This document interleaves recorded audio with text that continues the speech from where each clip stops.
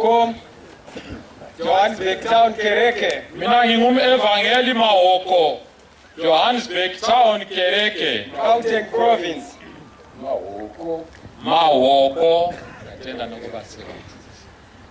Ndinotenda Mwari akandita apostolo wa Jesu msangano wa apostolo wa Afrika. Ngiyabonga uNkulunkulu wangenza apostolo ka Jesu evangelini abapostoli beAfrika. Ndinotenda zvakanyanya paupenyu hwangu. Into engiyibonga kakhulu empilweni yami. Nokumbira kuti Mwari andiregerere kutadza kwangu nokudarika pamberi paMwari. Ngicela ukuba uJehova angithethele ukona nokwehluleka kwami phambi kobuso bakhe. Amen. Kuti nomusi wokupera zita rangu ridanwe kuchaendwa vanhu vatsvene. Ukuba ngosuku lokugcina igama lami libizwe lapho kuya khona abangcwele. Ndakatadzira Mwari nehasha. Wonela uNkulunkulu ngolaka. Ndokumbira kuti Mwari andipe moyo wakapfava uye moyo unesitsi uye nemoyo wokugamuchira. Ngicela ukuba uNkulunkulu anginikeze inhliziyo ethobekileyo enobubele njalo eyamukelayo. Ndinozvikumbira izvi pamberi paMwari. Ngiyakucela lokhu phambili kukaNkulunkulu. Kuti ndichengete dzidziso yatinodzidziswa naJesu Kristu ari muranda waMwari Paul Mwazha weAfrika. Ukuba ngigcine imfundiso esifundiswa nguJesu Kristu esencekwini yakhe uPaul Mwazha weAfrika. Kuti ndimubatsirewo pabasa rerecreation of Africa. Ukuba ngimsize emsebenzini wokudala kutsha kweAfrika. Ndozotaura chizaruro chandakarota. Bese ngikhuluma isibonakaliso engasiphuphayo. Ndakarota kuri kuZimbabwe paGovambwa. Ngaphupha kuseZimbabwe eGovambwa. Ndakarota zuva ndichiona rakutsuka kumaburazuva. Ngabona ilanga lisiba bomvu empumalanga. Rakutsuka kuti richibuda. Selisiba bomvu kuba liphume. Zuva rakatanga kukwira zvishoma nezvishoma. Ndaqala ukuphakama kancane kancane. Richibva rasvika senguva dzokusvika kuma10 o'clock. Wafika isikhathi sika 10 o'clock. Rakatanga kudzokera kumashure zvishoma nezvishoma. Ndaqala ukubuyela emuva kancane kancane. Richibva radzokera mbva ratanga zvekubuda zvakare. Labuyela laqala ukuphuma njalo. Izvi zvakaitika rinokwana kuita rutatu. Lokho kwenzakala ukukwana kathathu. Vanhu vakave nekushamisika zvakanyanya. Abantu babangaliswa kakhulu. Pavakanga vari kana kuti pavakanga vachifamba vari. Lapho ababekhona nalapho ababehamba bekhona. Vakatarisa kuzuva iri pachiitiko ichi. Bebheke kuleli langa kulesi senzakalo. Zvino zuva iri rakaita kunge rakakatwa nemagnet. Ilanga leli lenzwa engani libanjwe yimagnet. Richibva rasvika pedyo kuti munhu wose aone. Lafika eduze ukuba abantu bonke balibone. Zvadaro vanhu vose vakaona ari muranda zuva iri ari muranda waMwari Paul Mwazha weAfrika. Ngokunjalo abantu bonke babona ilanga leli kuyinceku kaNkulunkulu uPaul Mwazha weAfrika. Hayi nokunyeverera kunoshamisa. Ehlekelela okumangalisayo. Rama. Amen. Munhu wese akava nemufaro wakanyanya. Abantu bonke baba nenjabulo emangalisayo. Echiitiko chakadai. Nesenzakalo esinje. Ndakazorota chimwe chizaruro. Ngaphupha esinye isibonakaliso.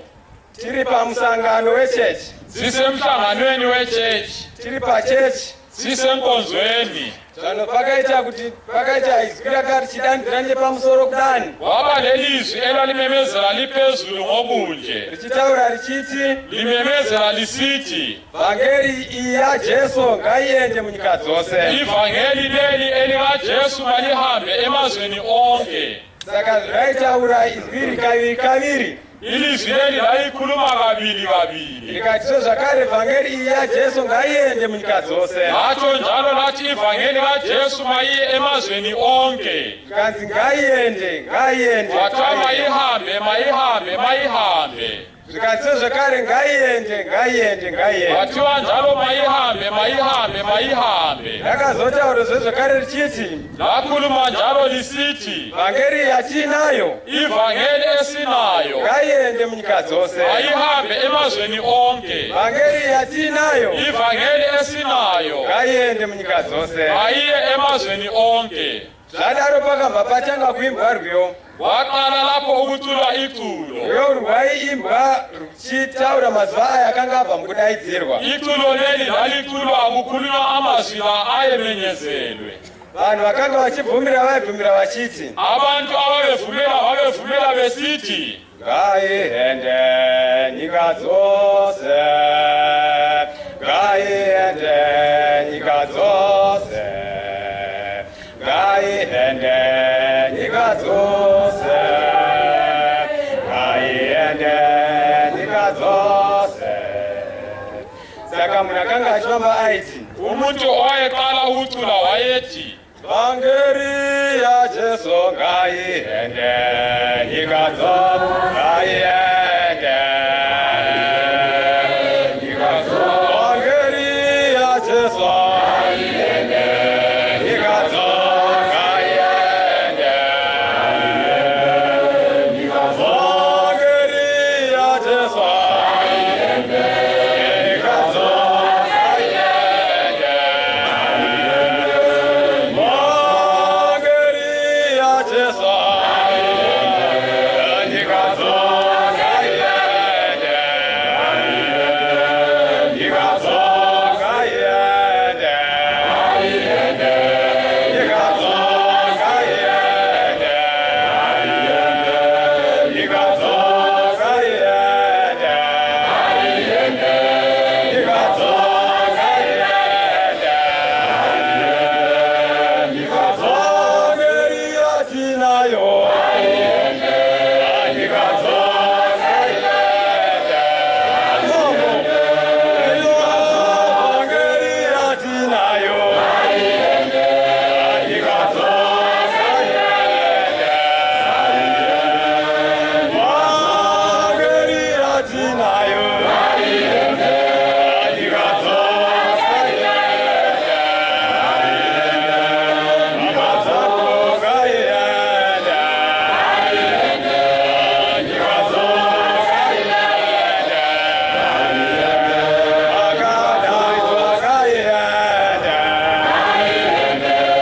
nyika dzose, ngaihende akadzvarwa ngaihende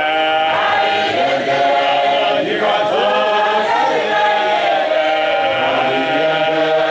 nyika dzose.